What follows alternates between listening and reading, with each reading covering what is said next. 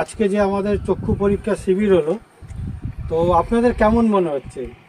খুবই ভালো, আমরা খুবই উপকৃত হয়েছি। হ্যাঁ আর ওষুধপালা, চশমা সবই নিয়েছি। হ্যাঁ।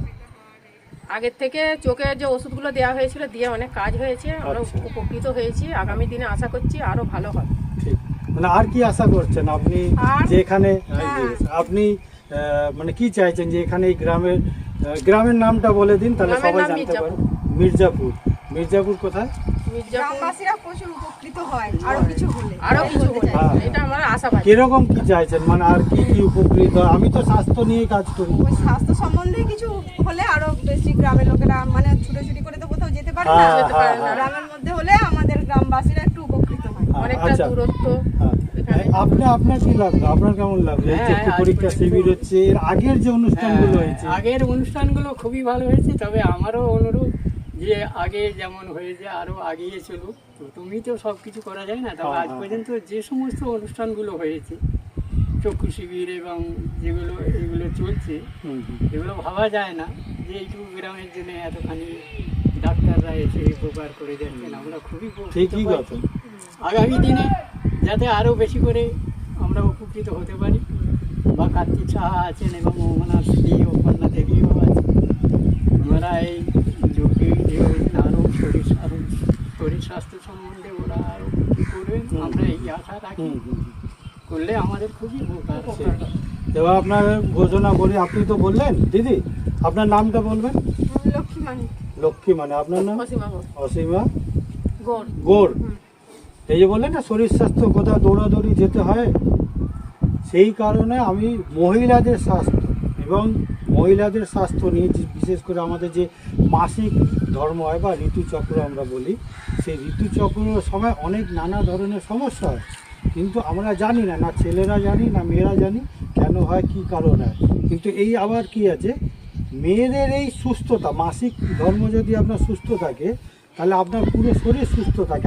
আমরা যদি এই মাসিক বা ঋতুচক্রের বিজ্ঞানটা জানি, এর পিছনে অনেক বড় চিকিৎসা বিজ্ঞান রয়েছে।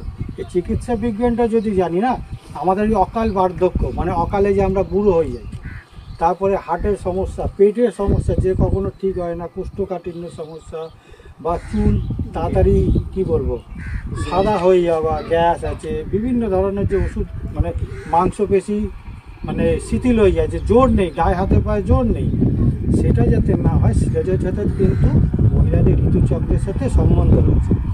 আবার একটা আশ্চর্যের কথা যে মহিলাদের, আপনি এদিকে আসুন তাহলে কি হয়, মহিলাদের যদি ঋতুচক্র যদি সুস্থ থাকে তাহলে বাড়ির যে পুরুষরা রয়েছে সেই পুরুষদেরও কিন্তু শরীর পুরো সুস্থ থাকে, এবং শরীর শুধু সুস্থ না, মন সুস্থ। এর পাশাপাশি যে বাইরে তারা কাজ করতে যায়, তো বিভিন্ন যে বাধা বিপত্তি আপদ দুর্ঘটনায়, সেটাও কিন্তু মহিলাদের যদি ঋতুচক্রকে আমরা ঠিক করে দিতে পারি, তাকে যদি শিক্ষিত করে দিতে পারি এই ঋতুচক্র বিজ্ঞানকে, তাহলে কিন্তু সে নিজের শরীর সুস্থ, তার পরিবারের শরীর সুস্থ হলো, এবং তার সুস্থতার কারণে তাদের এই যে আর্থিক যে সমৃদ্ধি একটা পরিবারের সবার দরকার, সেই সমৃদ্ধিটার দিকে কিন্তু এক ধাপ আমরা এগিয়ে যেতে পারি।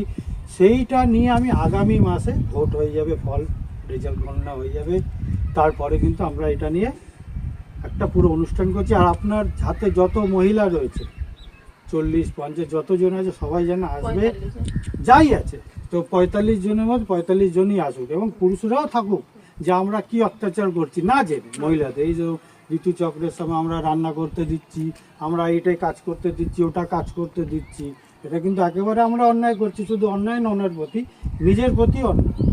আমারও শরীর স্বাস্থ্য খারাপ হচ্ছে ওনার জন্য। আমরা বাড়িতে আমার যখন স্ত্রীর মাসিক বা ঋতুচক্র হয়, ওকে কোনো কাজ করতে দিই না। আজকে যেমন গতকাল থেকে হয়েছে, খাবার দাবার তৈরি করে আমি নিয়ে এসছি, এই কারণেই দেরি হয়েছে, নাহলে আমিও হয়তো তাড়াতাড়ি চলে আসতাম। আর আগামী দিনে আমি ওই দাঁতের মানে একটা ক্যাম্প করাতে চাইছি, যে দাঁত নিয়ে সবাই কম বেশি সমস্যা ভোগে, তো দাঁতের সুস্থতা যাতে বজায় থাকে সেটা নিয়ে আগামী দিনে আমরা ক্যাম্প করবো। তাহলে আজকে আমাদের এই চক্ষু পরীক্ষা বা ইত্যাদি নিয়ে আপনারা সন্তুষ্ট? ঠিক আছে। আপনার যদি কিছু বলার, কিছু বলতে হবে, ঠিক আছে, ঠিক আছে, ঠিক আছে, ঠিক আছে।